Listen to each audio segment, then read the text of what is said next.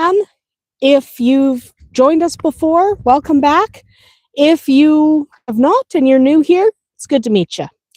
So we are here for our weekly live stream, and because it is the first Friday of the month, we are talking about just projects going on the farm, challenges we expect to face, how did our last month's project fare, and generally stuff like that. It's pretty fantastic stuff sometimes, I think, but that's because it's my live stream, so of course I think it's fantastic. Anyway, that's not the point at all. So, what are we here to talk about today? First of all, what was our project in April? Because now it's May. Our project in April was the Shadowfax fence, not the wood fence you see behind me, but the wooden wire fence that goes through the trees. We were supposed to get that finished, at least 12 panels, just to get it started, and then it's modular so we can slowly expand it. How did that go? Cat. Apparently it went cat. Stop it. That was wildfire. That was wildfire. Great. It was wildfire. Okay. Don't help, wildfire. Get out of the tripod. Come here. Don't. Seriously. Come here, honey. She's like, no, I want to cause chaos. She's a chaos demon. That's what you are. Stop. You little chaos demon. You are a chaos demon. Come here. Come. No. She's like, no way. I'm busy being a chaos demon. All right, she's leaving. It's fine. She's leaving. It's fine. Don't worry about it. She's leaving. It's fine. Okay. So, where were we? All right. So the fence. April was horrific weather-wise. Okay? It was actually horrific weather-wise. It was no fun at all. It kept snowing. So it snowed actually a lot in April. So it would snow and then it would get warm for a day. Don't do that. Come here, you little chaos demon. Come here. I found the chaos demon. This is the chaos demon. Oh, I just hit the mic. This is the chaos demon. She wants to chaos up everything in the world. Chaos cat. Her name is Wildfire. Go. Don't do that again. So, okay. Moving on. All right.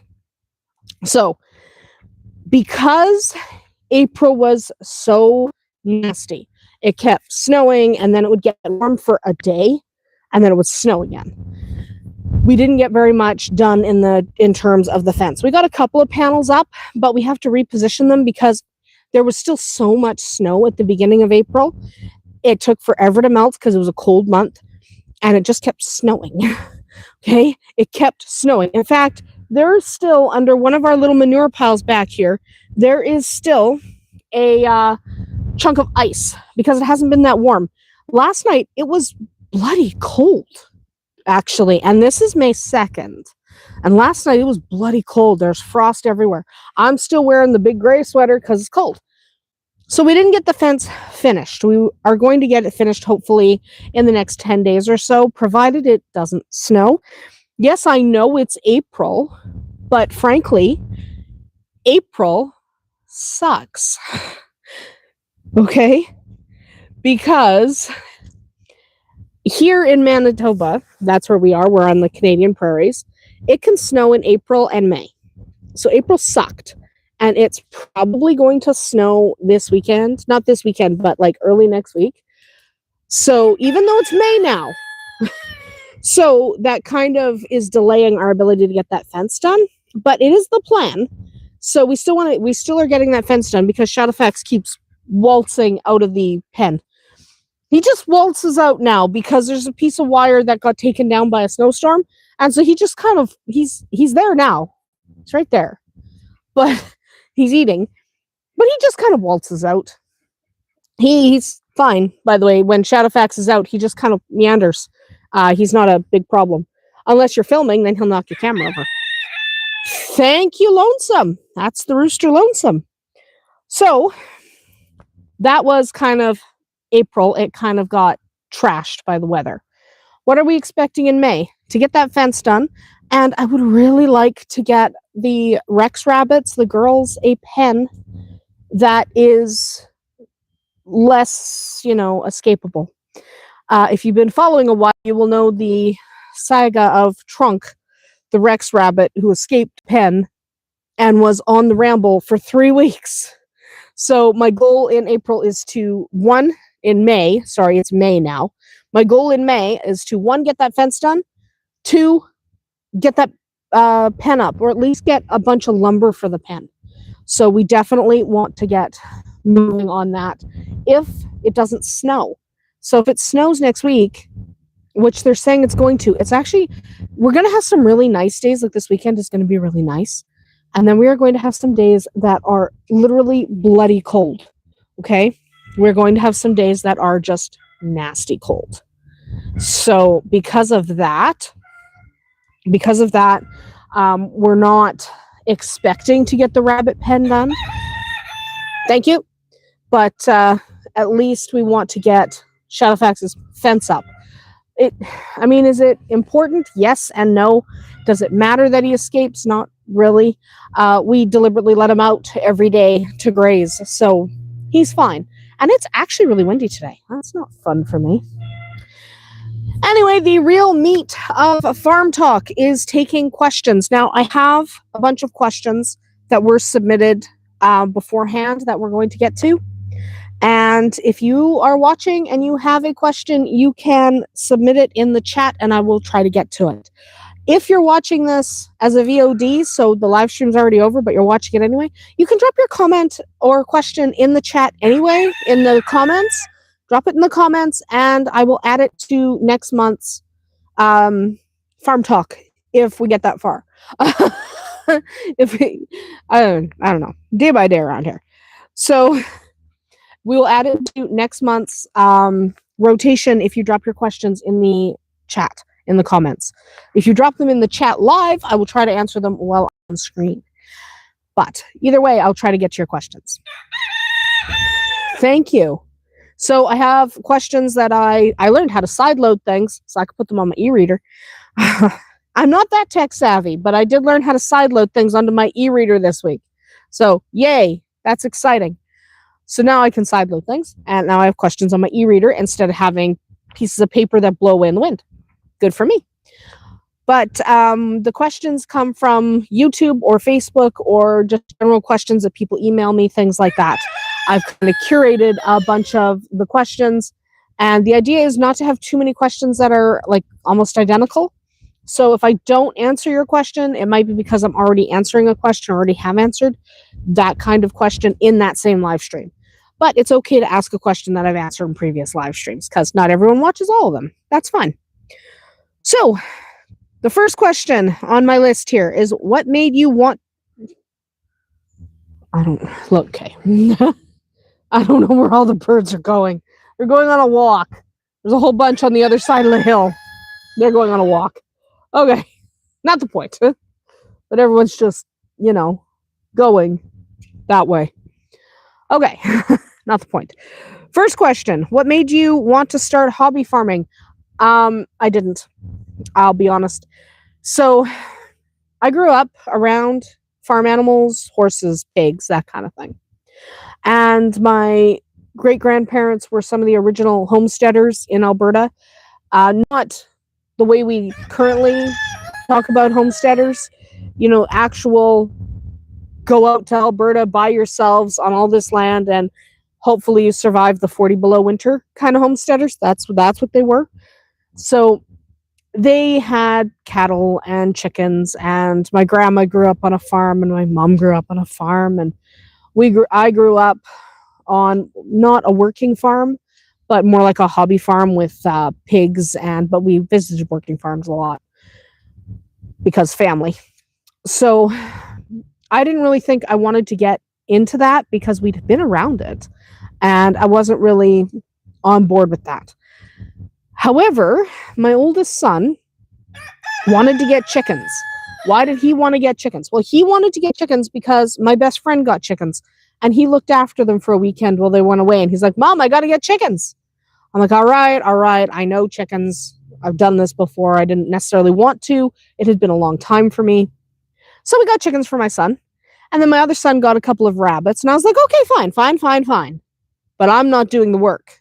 You guys, here's your animals. You're doing the work. And it took me all of 5 days to remember why I enjoyed animals in the first place. So even though I had gone away from animals for a few years, except for like a cat and a dog, it didn't take me long to remember that I love all the animals. So all of a sudden we went from a handful of chickens and a handful of rabbits to goats and ducks and turkeys and quail, but the quail weren't my fault. The quail were Tristan. That wasn't me. He brought home a bunch of quail. I'd never owned quail. He brought home a bunch of quail and I went, okay, I guess we have quail now. So that wasn't my fault. But now we have all kinds of critters, horse, goat, So I didn't necessarily want to start hobby farming until my sons got into a couple of kinds of animals. Then all of a sudden I was all for it again, because it's not something that was new to us. It's something that I had been exposed to in the past. I just had thought maybe we'd get away from this.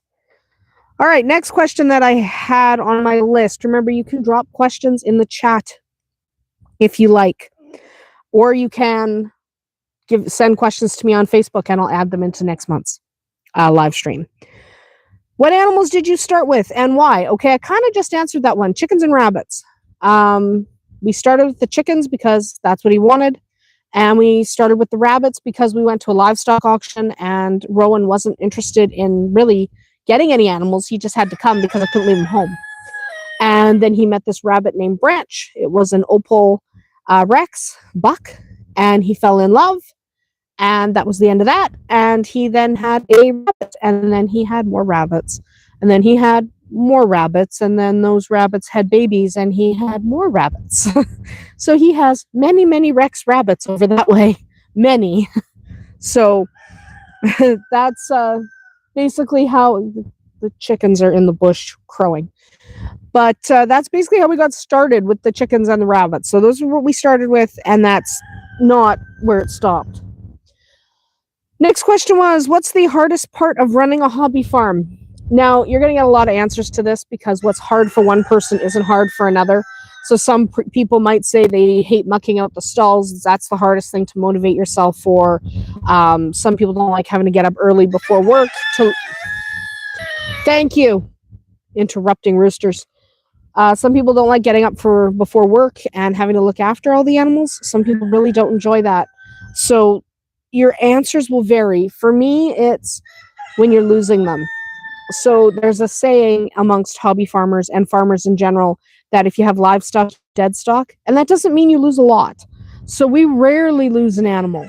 If you watch our videos regularly, you will see the same animals in them year after year after year. And every once in a while, we lose someone. Okay? So we lost Lily a couple years ago, my old goat. Now, she was old. She was not a youngster. But losing animals remains for me the hardest part of hobby farming, and it's not the dealing with the dead body. Okay, it's not that part. That's not the thing.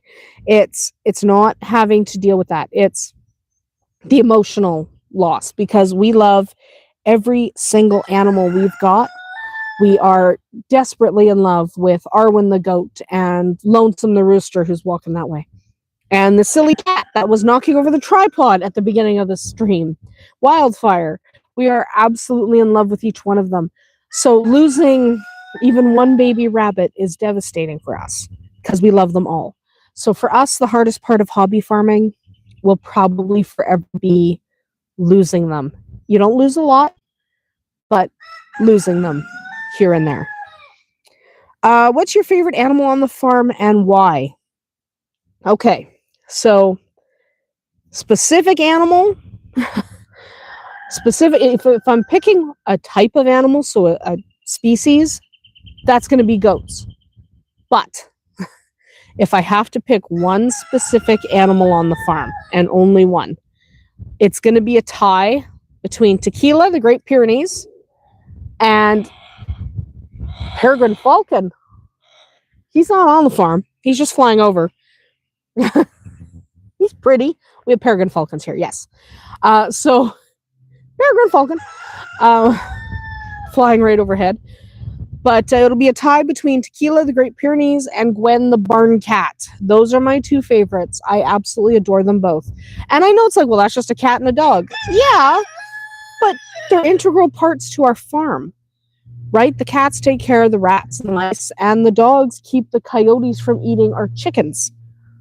Our chickens are doing weird things. Get off of that. Thank you. They're not supposed to be up there. They're nuts. What is a typical day like on your farm? We have things as streamlined as we can manage, so it doesn't take a million hours, because I am not a fan of things taking literally forever. So our day, basically, got to get up early. I have rabbits in the house. I have lops. They're a little too delicate for our -40 winters, so they live in the house. So first thing in the morning, feed and water, check if anyone had babies, if someone was pregnant, check on babies in the house if anyone's there, check the eggs in the incubator, because if it's spring, summer, or fall, my incubators are full. And I like to check the eggs first thing in the morning, make sure temperature, humidity, all that is consistent. Then it is outside to do a head count. I never want to be in a position where I'm like, man, I'm missing a duck and I haven't noticed for 2 weeks. So I do a head count. I check that I have all my ducks. I check that I have all my chickens, all the rabbits. Everyone gets a head count. And then we give everyone food and water. And then I spend the day basically wandering around, sometimes filming, sometimes just hanging out with them. I work a lot out here, so I'm a writer. So I sit around and I work out here with them because it's calm and it's quiet and it's peaceful and it helps me get my work done. So if it's a nice day, I will sit out on the deck and get some work done. If I'm having writer's block, I'll play a video game sitting on the deck or read a book sitting on the deck. So that I spend most of my day out here if the weather is even half decent. If the weather's not half decent, then, you know, you do what you can. But yeah, I spend most of my time outside just because it's gorgeous out here. It really, really is. And then we have evenings. So again, feed and water, and usually in the evening I clean out a pen. So it depends on who it is. Like tonight, it'll be the quail. They are due to have kind of a cleanup. So in the evening, I do a quick little cleanup of a pen. I'd rather clean them up frequently rather than have to like muck them out. And then I take a look at the other pens and I spot clean. And when I spot clean, if there's something that needs to be cleaned up now, I'd rather do it rather than wait a couple weeks. Just something that has to be cleaned. So I pick the thing I'm cleaning that day and then I spot clean. And then during the day, making butter, making bread, that kind of stuff takes place. Then in the evening, usually I'm checking the eggs in the incubator again, checking on the inside rabbits. It's pretty standard. I'm not going to say that it's boring because it's not, because I absolutely love every day. But there is a lot of the same thing. So, you know, you get up, you check for eggs, you check on babies, you give feed and water. There's a lot of the same thing, but that doesn't mean it's boring or monotonous because I enjoy it. If I didn't enjoy it, I would probably find it boring and monotonous. Horse and goat eating hay. There's another chicken. I got some chickens over here. I got some chickens over here. Ducks, turkey. Quite a lot. So our days tend to be, unless there's something special happening that one day, it does tend to be almost a repeat of the day before kind of thing. But it's not boring. We love our animals. They are fantastic. We definitely enjoy having them around. So it's not something you get tired of if you love it. If you didn't love it, then yeah, you might get tired of it, right? You might get tired. And that's fine if you get tired. It's not really that big a deal. So yeah, It's, the typical day on the farm. It is what it is. So, next question. If you could only keep 3 types of animals, what would you choose? Okay, this one's harder because it comes down to functionality versus enjoyment. So I couldn't do without the chickens at this point. I need their eggs. Rabbits, I actually make money selling their children, so I need them. I couldn't do without goats because they're funny, but then I'd have to give up Shadowfax and oh god. Okay, so I need the dogs to protect the chickens. I need the chickens because of eggs.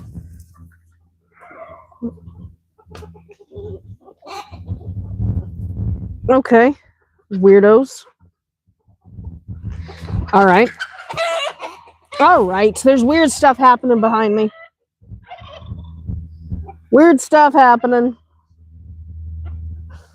Okay. There's like chickens and nonsense happening. Okay. Sometimes you just don't ask. Sometimes you just don't ask what's happening. There's like a flock of birds running that direction. You just go with it. All right. That's fine. That's fine. Okay, so 3 that I would pick. You need the dogs to protect the chickens. You need the chickens for the eggs. And I need the rabbits because I do kind of rely on their little ones. So I guess that would be my answer, but then I'd have to give up the horse and I'd have to give up the goat, and I don't know. That's not a fair question. I think that's a mean question to be asking. That's mean. Next question. Have you ever had a major farm fail? What happened? Fencing. If you've been following along for any decent length of time, you will know that fencing is our Achilles heel. Containment. So I could go on about any number of times. I'm not talking about when we've left the gate open. That happens. It shouldn't, but it does. I'm not talking about that. I'm talking about we just seem really bad at keeping our animals in pens. We've had the rabbits running amok all over the yard. Luckily, they're not that hard to catch, except for Trunk, who was running around for 3 weeks. Except for her. Hi, buddies.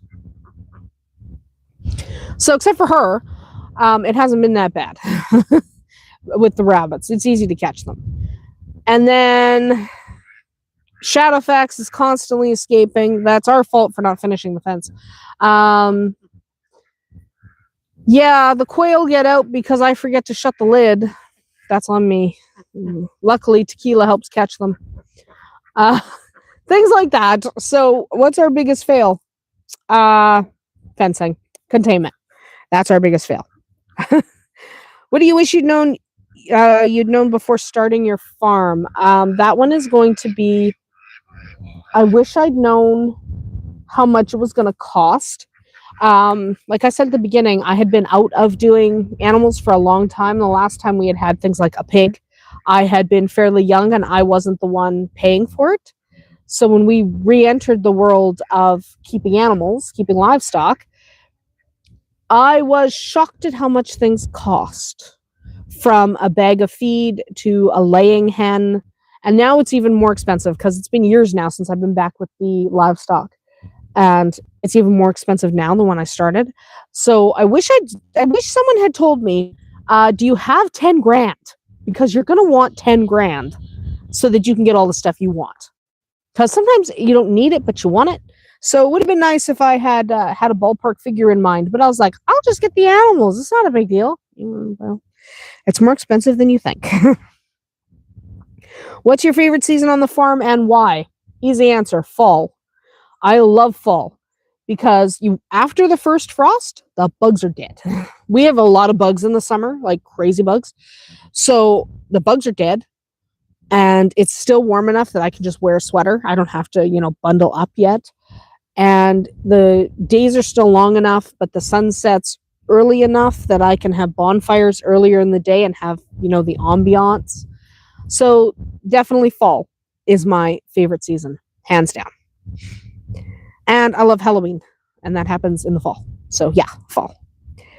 What's the most rewarding farm moment by far? Okay, so Shadowfax, we've had him for years. That's our miniature horse, our little miniature horse. And he came from a not great situation before we got him. And it took me a long time to win him over because he didn't like women. Women had been kind of abusive to him in the past. So, yeah. But it took me a long time to win him over. Like, a long time. About 2 years. Now, he's my son's mini horse, so it was fine. But the thing is, it took so long, and I bribed him, and I spent so much time with him, and it took 2 years before he trusted me. Now he'll lay on the grass beside me as I'm working, and he'll nap. Okay? He just will. And before, the second I would even come outside, he would be on alert and watching me. But if it was Tristan or Rowan, or if my dad was over, or one of my friends that was a guy, it was fine, because he was fine with guys. He wasn't fine with girls. So it took me literally 2 years. And so the most rewarding moment was when he walked up to me and put his mouth, his nose on my stomach because he wanted a treat. It's like, oh my goodness, this horse is finally coming around. And it was 2 years. So it took him a long time. Horses have a long memory.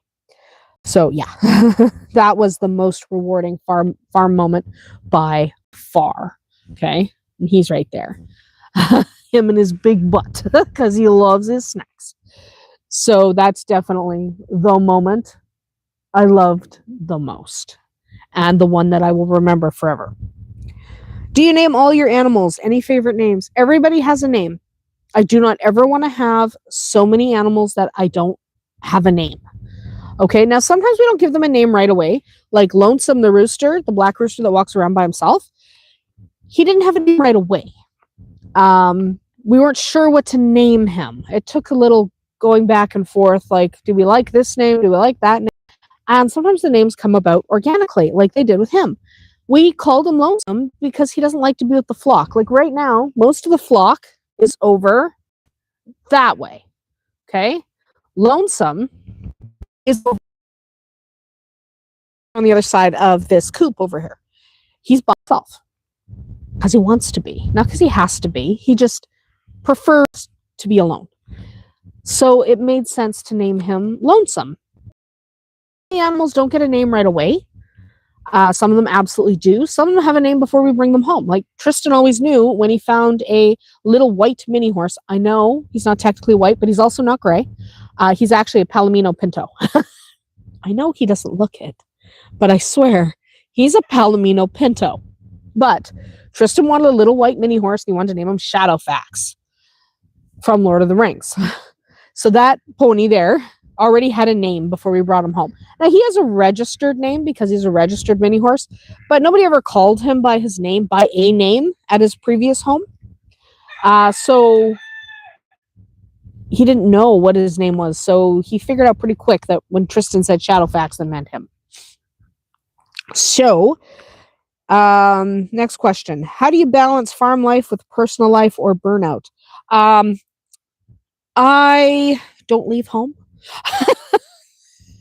So my personal life and farm life are one and the same. I don't go anywhere. I work from home. I hang out at home. I don't even like going to the store. I send other people to the store because I don't want to go. I don't like going. So because I don't like going to the store and I don't like leaving the farm, it's not really a conflict for me because my personal life and my work life and farm life are all in the same place. So it helps that I don't have any kind of commute and I don't go anywhere. So it is pretty easy for me to blend my work life with my personal life. And I avoid burnout simply by loving what I do. I love every minute of being here on the farm with these crazy animals. And I will continue to love every minute of it.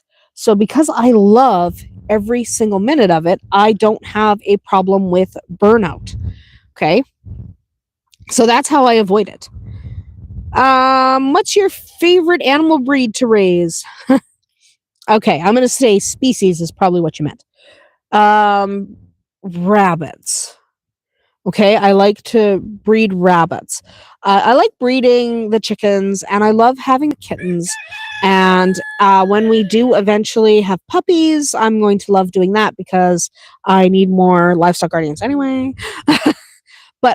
And we're going to get it back into breeding goats for their milk.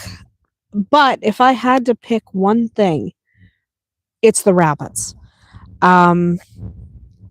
Partly it's because they go from being these adorably ugly little rat-like things to these really adorable, sweet little fluff balls in 2 weeks. And then from about 2 weeks to 6 weeks, baby rabbits are about the cutest thing you've ever seen in your life. So that's probably my favorite animal to breed and raise. What's one tool or product you can't live without? A book. So I would trade any tool in the world to be able to keep my logbook. And the reason it's my logbooks, I have more than one, is when did you breed that rabbit? You have to know because she needs an S box at day 28. When did you put those eggs in the incubator? You got to candle them at day 10, lock them down at day 18. You have to know, right? When did you breed that goat? It's 155 days. You have to know. So the thing I couldn't live without is my notebooks and my ability to keep track of what's going on. Or even just, writing down in my logbooks contact information for people. You need that information. So that's the thing I can't live without is my ability to record keep with my logbooks. If money weren't an issue, what would you add to your farm next? I don't know. What are we going to add? Peacocks. If money were no issue, they would already have an enclosure built because I would hire someone to do it. I wouldn't have to do it myself. So, yeah, peacocks. Peacocks are on my list. I want peacocks, but they need their own separate enclosure, and it has, what? Arwen is right behind me and just beyond that gate. But it would be peacocks. If I had unlimited money, I would hire someone to build me the peacock enclosure off in the trees on the other side of that camera. And they would have a huge enclosure to roam. Thank you. That was lonesome. He's over here now. So that would be the thing I would pick. How do you decide which animals to breed? Typically, I come up with a schedule. So if we're talking rabbits, I look at the rabbits I've got, even chickens. You look at the ones you've got, and you decide who complements whom. So if we're talking rabbits, for example, we breed Rexes. They should have a certain top line, which is the way their back looks. So Holland Lops are really like a ball, but when they're posed properly, they're like this little fluff ball. But the Rexes are more elongated, and you want somebody that meets all of the criteria for a good representative of that breed. So what I do is take a look at the rabbits I've got and figure out who might I be able to combine that will give me the best quality offspring. So if one of your rabbits has too shallow a butt, deep butt, and you want that, and you need that because that's the breed standard, then you would pick the one that has, basically better conformation. And you want to pick things that are complementary. So this rabbit might really have a decent butt, but maybe doesn't have perfect ears. And this rabbit over here might be the opposite. Well, if you put them together, you might get some that are perfect.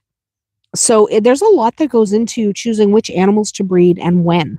So I have a schedule, and beyond that schedule, there's a lot of looking at the animals I have access to and deciding who goes with who, and keeping track of how long it's been since each animal's been bred. Like with rabbits, I don't like to breed them more than twice a year, maybe 3 times, maybe. So I like to keep an eye on when the last breeding date was, how long ago, was it a successful litter or do they need a break, that kind of thing. So a lot goes into it. What do you feed your ducks, your chickens, your goats, and your rabbits? Starting with the goat, goats typically just eat a lot of hay. Hi. And some goat feed. Shadowfax mostly eats hay, and he has a tribute feed. It's Essential K. The Tribute Essential K, just as a ration balancer, just to make sure he's getting the right nutrients, just in case the hay we're feeding him is kind of off. The chickens, mostly free range, and they get just an bag of all flock feed. And same with the ducks. The ducks eat what the chickens eat because they free range. If they were locked up, I'd have to be more specific. So if the ducks were locked up, I'd have to be way more on top of their higher protein needs and more on top of their niacin needs. If the chickens were locked up, I'd have to watch, make sure they had enough calcium, because some of them are layers, and make sure the other ones didn't have that much calcium. It would be more complicated. But because we free range, we even free range the horse and the goat and everyone, and they can kind of manage themselves. So for us, it's easy. It's not as easy if everyone's contained in dry lots all the time. How do you deal with escaping animals? Badly. I get that question a lot. How do you deal with escaping animals? I don't. So Shadowfax gets out of the pen, which I'm not saying they don't escape. They escape all the freaking time. But if I notice Shadowfax out of the pen, it's kind of like, hi, okay, you're out of the pen. Do you want a cookie? They just wander around. We are blessed with animals who love us and they love each other and they don't want to be away from each other. So we are very, very lucky to have animals that stay. So even when the horse has escaped his pen, he doesn't go anywhere. He just wanders around the yard, and he'll sometimes look in the window to see if anybody wants to come outside with cookies. He likes cookies. He has special cookies he eats. So, yeah. We don't really deal very well with escaping animals because they escape all the time. And there have been a few times where we know where the hole in the fence is. We're like, you know what? We just don't care. We don't care. Stay out. It's fine. So we're not great at dealing with escaped animals, but, we do. The next question someone gave, what are signs that an animal might be sick? Okay. So this is where knowing your animals matters. Okay. You have to know each individual. Hi. You have to know each individual animal you've got. So an example, Shadowfax. Things that he normally does. He likes to lounge around in the sun and snore. He likes to roll. He likes to trot around the yard. He likes to come up to the window and stick his nose on the glass and breathe. Things that are not normal for him is if he doesn't get up very often. So he likes to lay around in the sun, yeah, but he's usually flat out snoring. If he's been laying down, not sleeping, not flat out snoring, but he's been laying down and he's not really rolling very much, stuff like that, then I know that, hi, that's Saruman. And that one's Mira. And the one at the back, we got a few. We got lots. There's lots over there. But going with the name question from earlier, we have Mira, Jabba, Sauron. Mira, Jabba, little one, blue is the turkey. Several ducks, so I can't tell apart from this angle. Saruman is the white rooster. We have a lot. Anyway, so back to the animals that might be sick.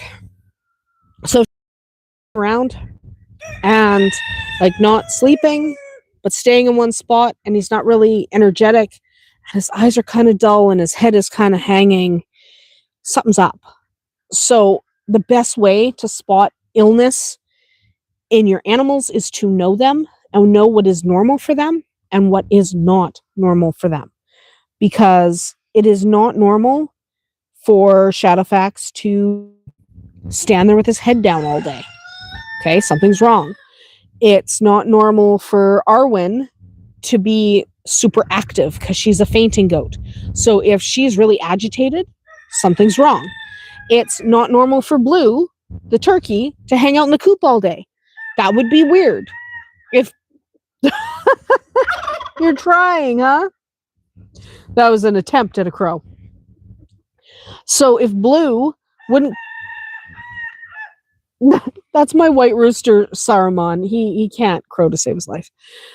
But if Shadowfax or Arwen or Blue is not acting normal, right? If they're not acting normal, you call the vet. Because the fastest way to spot whether or not an animal is sick is through behavior. That's going to be their first sign. Okay? They're going to let you know because they're sick. They're going to let you know. See, he's trying. But they're going to let you know. And they're going to let you know by behaving differently. When they behave differently, you should call the vet. Okay? How do you prepare for animal births? It depends. So if it's chickens, you prepare the brooder. You have your heat plate and your food and water and your bedding all ready to go as soon as they start to hatch. If it's rabbits, you make sure mama has a nest box and a safe, quiet place to have her babies. If it's goats, you again make sure they have a safe, quiet place away from everyone if they want to be away from everyone. If it's cats, you do nothing. You just let the cat handle it. It's true. It's true. When it's a cat, you just kind of go with the flow. Hi, guys. There's ducks.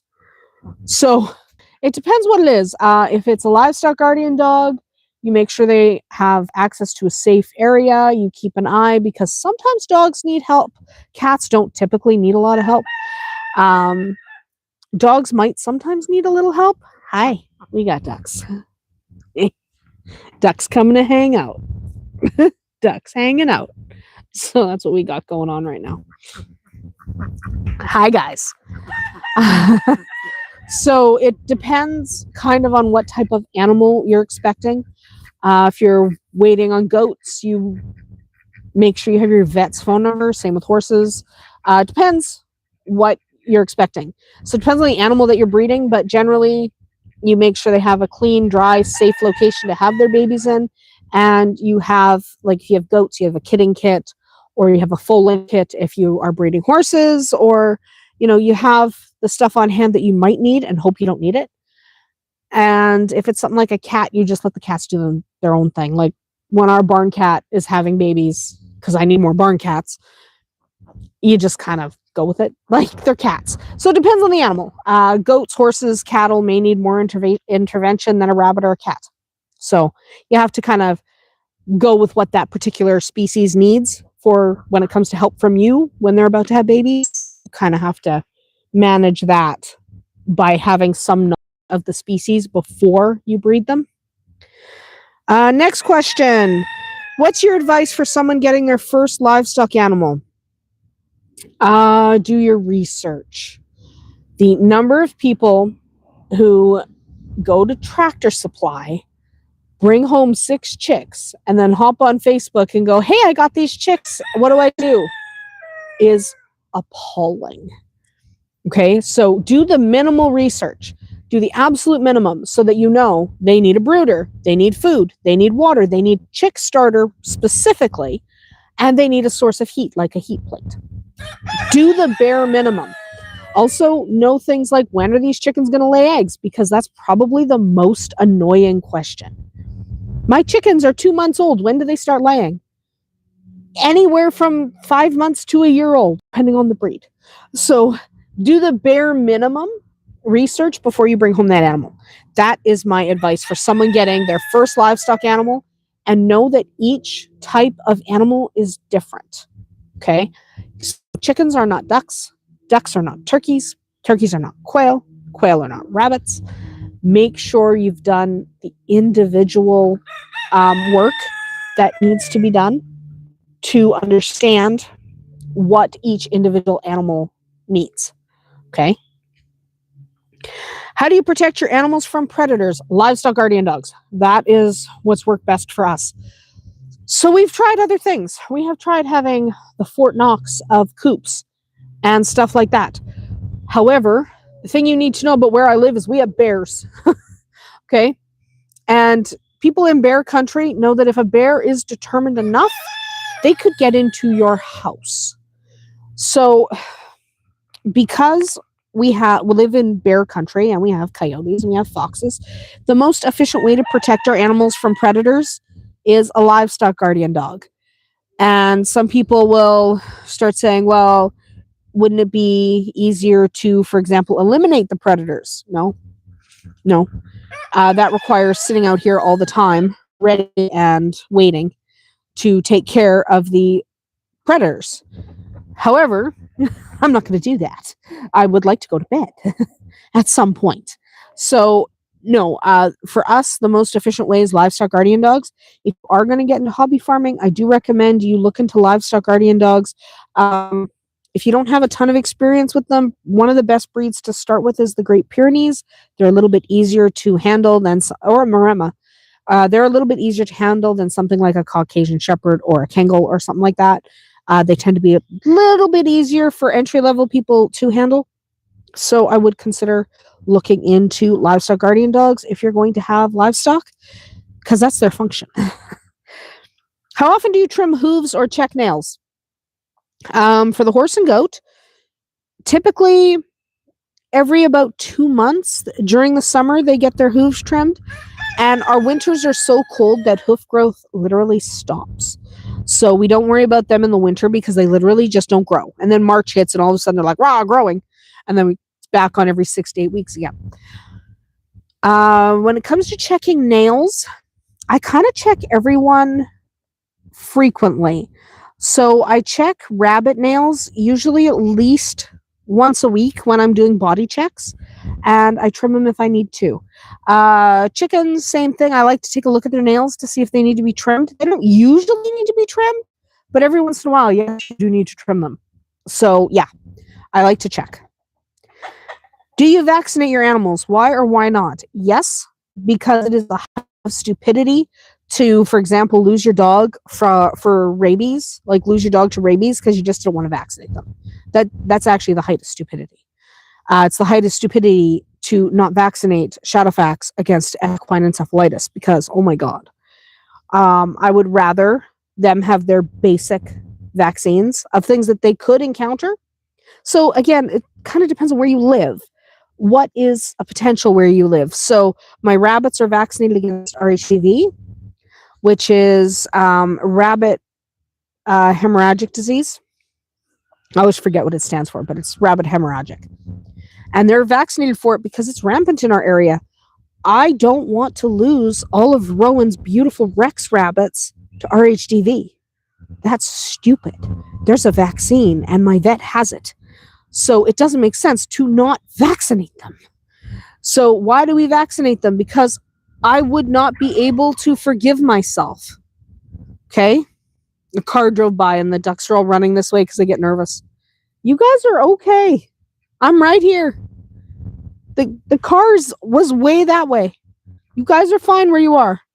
They're like, no, it's scary. They don't like the sound of cars. We live in a very back roads kind of place.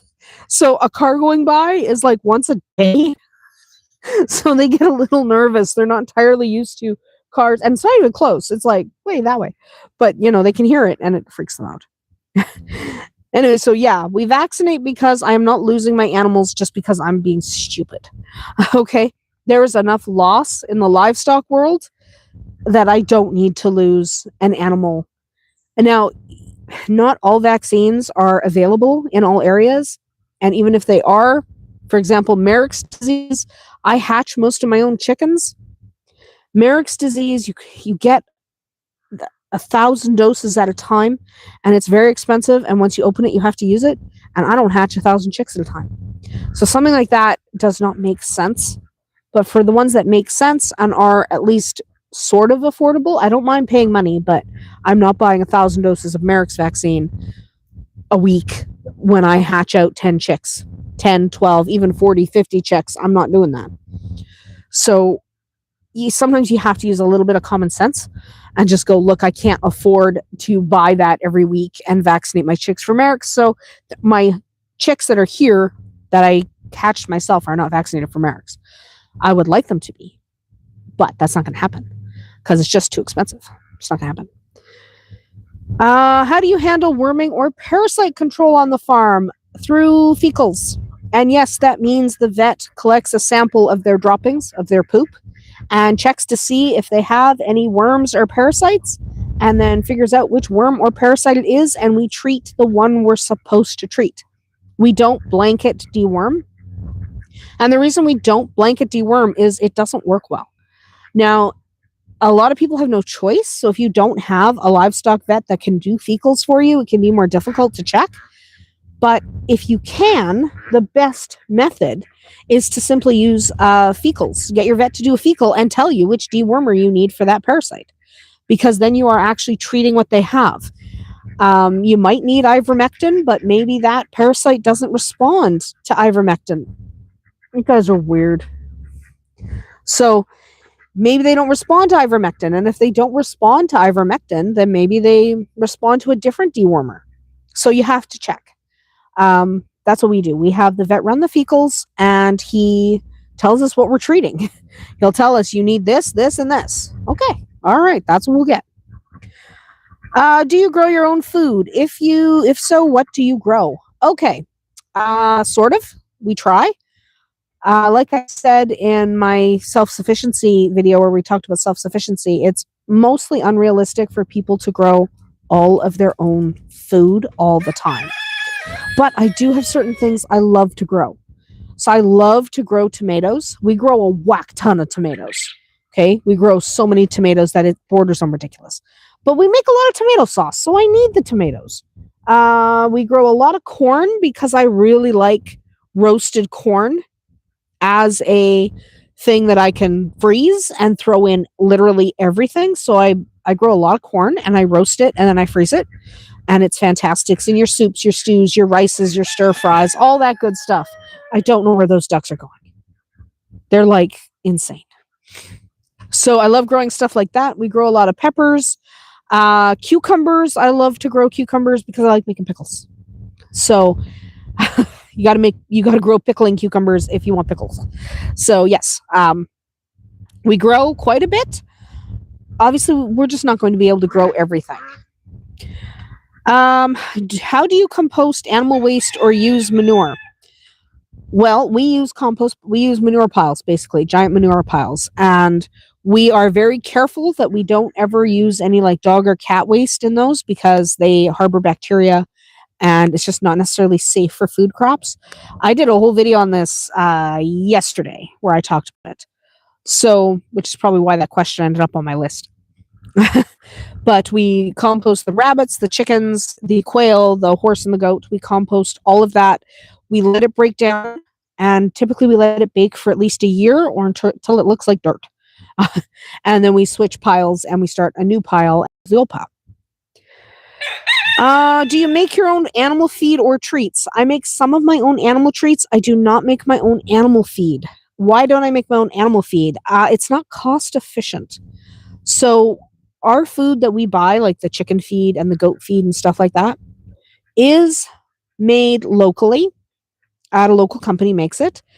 And it's not super expensive. Yes, that's a chicken on a horse. That's what just happened. There's a chicken on a horse. That would be Houdini. That would be Houdini right there on that horse. And he doesn't care. Chicken on a mini horse. He does not care. He literally just could not care less. There you go. Where was I?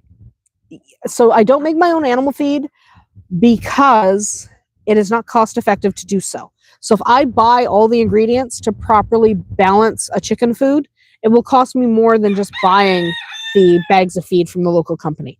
Would I do it if it saved me money? Sure. Let's face it, most of us who are farming or homesteading, we definitely want to save $1. So if it was cheaper, I would do it, but it's not, and it's the same quality. So, I mean, they buy all the same ingredients that I would buy. They just get a better deal. So it is more cost effective for me to buy the pre-mixed feed from a local company than it is for me to mix the feeds myself. What is your favorite homemade product? Soap, bread, cheese, bread. That is my absolute favorite product. I love bread. I don't eat store-bought bread at all. I make my own bread all of the time, practically every day, because I love bread. Bread is like so versatile. You can make buns and have hamburgers. You can make a loaf and have sandwiches. You can make hot dog buns. You can make bread bowls and have a chili in it. Bread is the most versatile thing, and it's also my favorite food on the planet. You can make pizza out of it. So, bread is my favorite homemade product. Do you preserve food, and what methods do you use? Yes, I do a little bit of canning. Not gonna lie, canning's not my favorite thing. I can like my pickles because I like to make homemade pickles, and I can my jams, but I don't love canning. I'm pretty good at canning because my grandma taught me, and she canned all the time, and my mom canned, and it's not that I'm not good at it. It's just I don't really like canned goods. Like, I love green beans out of the garden. I don't know where the ducks are going again. But I love green beans out of the garden. I love peas out of the garden. The moment you can them, I don't like them anymore. So for the most part, I don't like canned goods, but I do can like my pickles and my jams and my jellies. I do a lot of freezing. Okay, a lot of things freeze pretty well. And the things that don't freeze well, I probably am drying. Do a lot of drying, especially with like herbs and stuff. Because I grow a lot of herbs in the summer. And the best way to preserve your herbs is to dry them. Thank you. I have a dehydrator, so it makes it really fast and really easy. How do you manage water for your animals in winter? Chicken. How do I manage the water? You know, we've tried all the tricks. We have tried the put something in the water so it doesn't freeze. That doesn't work in minus 40. We've tried heaters in the water. That doesn't work in minus 40. The heaters freeze. We get 40 below, and the heaters freeze. Okay? It's an insane level of chill that we get here. So we tried all the tricks. We did all the things. You know, heated waterers, everything. We tried. Literally tried. But none of it worked. So we just have buckets at inside the back door, and we just switch buckets every time someone comes out. Excuse me. I have a cold. So that's what we do. We just take the buckets out, bring the old buckets in so they can defrost a little bit, dump the ice out over the edge of the deck, refill it with water. And every time somebody goes outside, they just take fresh buckets of water with them. Right? You just grab 2 buckets by the back door and you just take fresh water out. That's why we have a rotation of buckets all winter, because it doesn't make sense. Like, we use rubber waterers for the rabbits and stuff so we can turn them over, stomp them out. It is too difficult to try to manage heated waterers and all that kind of stuff in the winter. That's not going to happen. It just didn't work. We tried. We wanted to do all kinds of things so that we didn't have to drag water out all the time, but every single suggestion that you find on every single Facebook group, they fail in 40 below and colder. So we just take water out with us. Do you use solar or other sustainable energy sources? Yes, we do have some solar. So the one shed is solar. So is that one. So we have some solar, but we are hooked up to the grid. In our province, the majority of the power is hydroelectric, which is a more sustainable form of power than like oil and gas. So, okay. I don't know why we're all running everywhere. Like, we're running one way, running another way. I don't know. I don't know why we bother. But we're running. We're running everywhere because walking is for other chickens and ducks. I guess those ducks mostly running. But so we have hydropower here, which is a more sustainable. It's not perfect, but it's a little more sustainable. Does sustainability matter? Yeah. I mean, the more sustainable you can be on your farm, the more independent, the better. We are looking at integrating more solar as we go.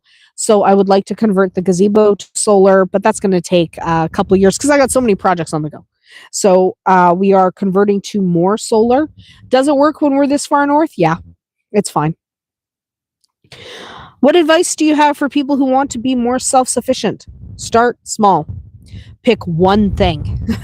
Okay, if you want to be a little more self sufficient, pick one thing that you can do that you don't have to run to the store for. Maybe that one thing is baking bread, right? Making sure you have all the staples that you can bake bread when you want bread.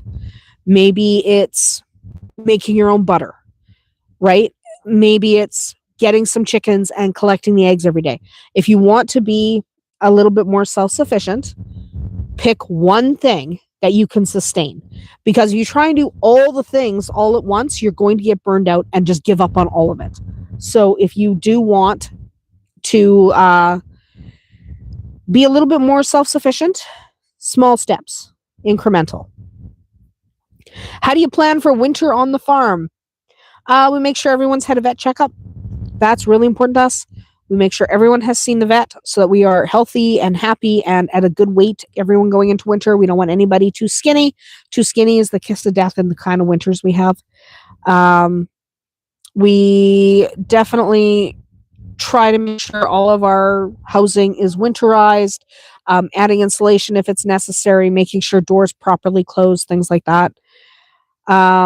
So it takes a little bit. Fall is busy because we need to make sure everybody will be safe for the winter. So it's a little bit intensive, but it's worth it. It's worth taking the time to make sure you're prepared going into winter. What's your routine for checking on baby animals? I do it in sequence. So I get up in the morning, I check on the baby lops in the house, then I check on the chicks and the ducklings in the brooder barn, and then I check on the baby rabbits in Rowan's area, in the bunny paradise, and then I check on the kittens in the garage. And when we do have baby goats, they will be after the chicks and ducks. I literally make a circle. Instead of like running around with my head cut off, I literally just boom, big circle. Okay? It's just more efficient. If you are having to do routine things on your farm, the less walking you have to do, the happier you'll be. Because you think, no, it's not a big deal. I don't mind walking back and forth 100 times a day. Yeah, by time 50, you're going to hate it. So try to maximize your routine, right? So for example, checking on the baby animals. I start at the house, I go to the barn, I go to this barn, I go to the bunny paradise, I go over there to the kittens. Okay? You just make it as efficient as possible.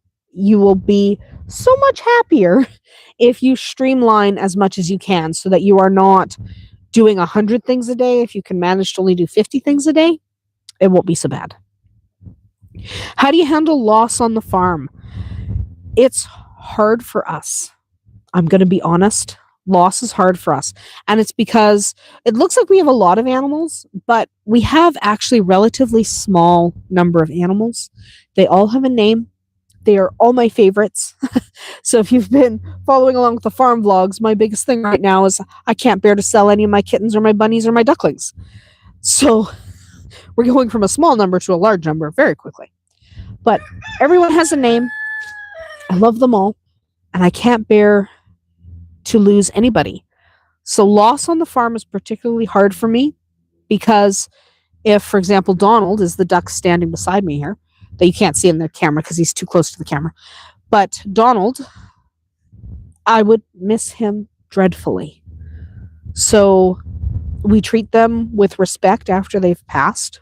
We are gentle and kind, and we shed a few tears because we love every single one of them. They are all unique and deserving of being remembered as an individual. So for us, it's difficult, but it's worth having them in our lives. Even if Donald only lives to be 5 years old, and I hope we get many more years out of him than that, but even if he only lived to be 5 years old, those 5 years are worth it because we love him.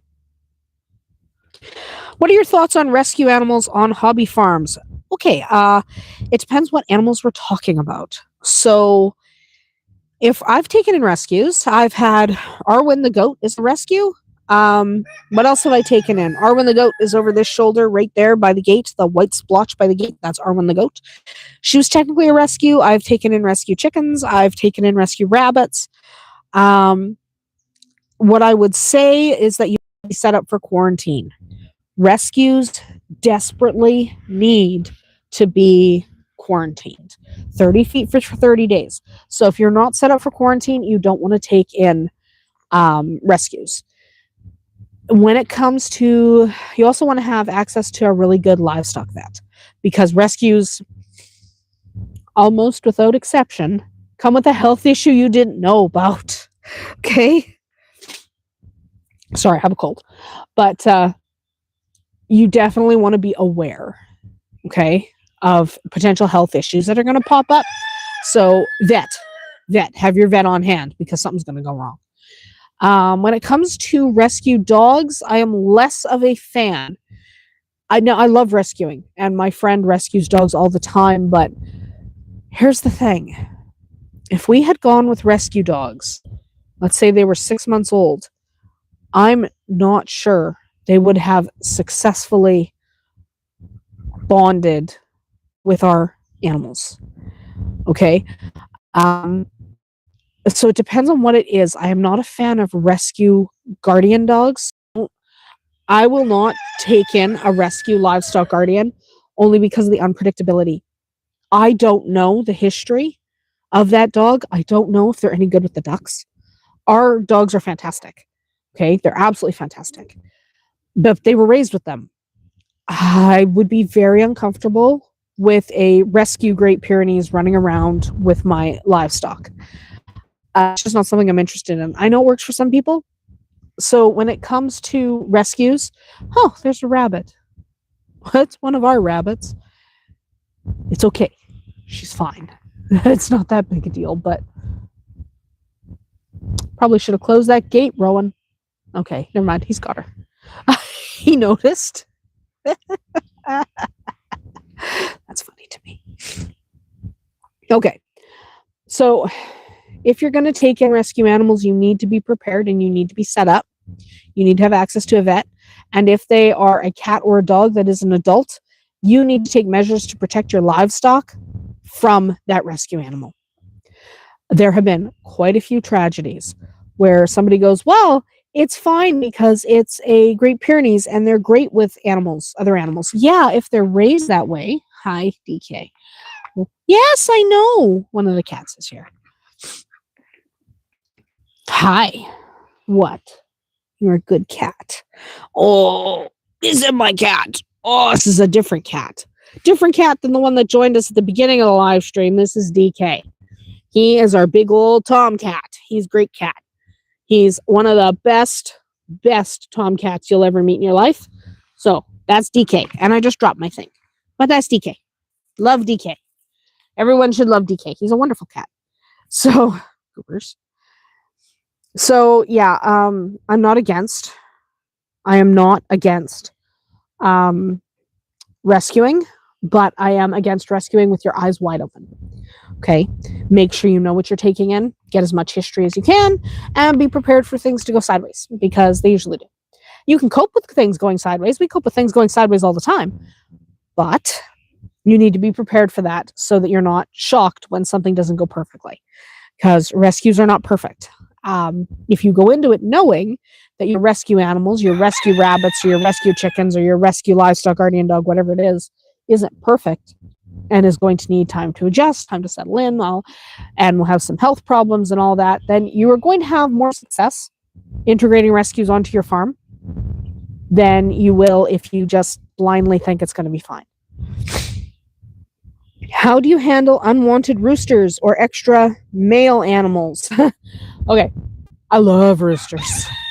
If you hear a lot of crowing sometimes, it's because I've got too many roosters. And I don't care.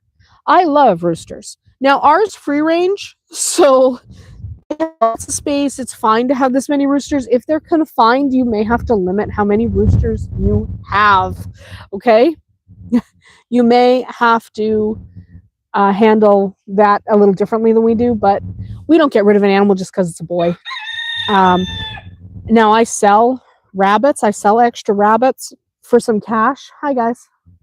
I sell extra rabbits for cash. I sell chicks for cash, but I never do that simply because they are males. Okay. I don't do it just because they're boys. I do it because they were bred with the intention of selling them. So we keep them. If I was going to keep that batch of chicks, it doesn't matter if there's a bunch of roosters. It doesn't bother me. What's the best way to get started with a small backyard farm? Start small. Pick one animal. Okay, because farm implies animal. Pick one animal or one crop. Start with one thing. Okay, if you start with 10 things, you're going to find it overwhelming and difficult to master. Pick one thing and get really good at it. Maybe that one thing is quail. Maybe you're like, I'm going to raise quail and I'm going to hatch quail and I'm going to harvest quail for meat and eggs. And this is what I'm doing. This is the thing I'm starting with. Get really, really good at it. And then when you're really good at it, get something else. Start something else for your farm. If you do one thing at a time and you spend the time to get really good at it, the next thing that you do will seem easier because you have all the skills from the first thing that you mastered. So start with one thing, get good. Do you recommend keeping a farm journal or planner? Yes. There are so many things that you have to write down. It's crazy how many things you're going to find yourself having to write down. When did I put those eggs in the incubator? How many eggs did I get today? Oops, I hit the mic again. But how many eggs did I get today? When did I breed those rabbits? How old are those dang rabbits? Did I write down their birth date? Like, when did I breed my goat? When did my horse last have his vaccines? When did he get his feet done? Being able to write these things down and having like a journal where it all is in one place and you're not just doing random sticky notes all over the house will benefit you. So definitely keep a record, have a logbook, have a journal, you can get record keeping journals on like Amazon and stuff if you want, or you can just get a blank notebook and just write things down. Okay, you can use those little sticky tab dividers on your notebook so you can keep track of where everything is. And so you can be like, this is my rabbit breeding page. This is my hatching eggs section. You can do that. Or you can have separate notebooks for separate topics. But find a way to keep track. You can put it in your phone. Do some kind of record keeping. Because if you're not keeping track, you are going to be in a situation where you don't remember when you put those eggs in the incubator. Was it last Friday or the Friday before? Do they have to go into lockdown now because they're about to hatch? I don't know. I didn't write it down. So write it down. Okay? Definitely 100% right. Anyway, I do have to wrap up because I have to take tequila to the vet this week. Last week I had to take vodka. So I'm going to wrap up this particular video. If you have questions you'd like me to answer in a video, drop them in the comments below or find me on Facebook. You can give me questions that way, which is where most of these came from. But you can also join us the first Friday of every month. We do Farm Talk where I answer a bunch of questions that viewers have had. And I tell you about updated projects on the farm. We didn't get anything done last month because it wouldn't stop snowing. Hopefully we'll have better luck this month. Anyway, that is about it for us here today at Andersen Acres.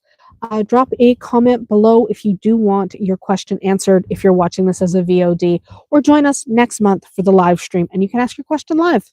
We'll see you tomorrow. Let's take a look at the animals as we... Okay, there they are.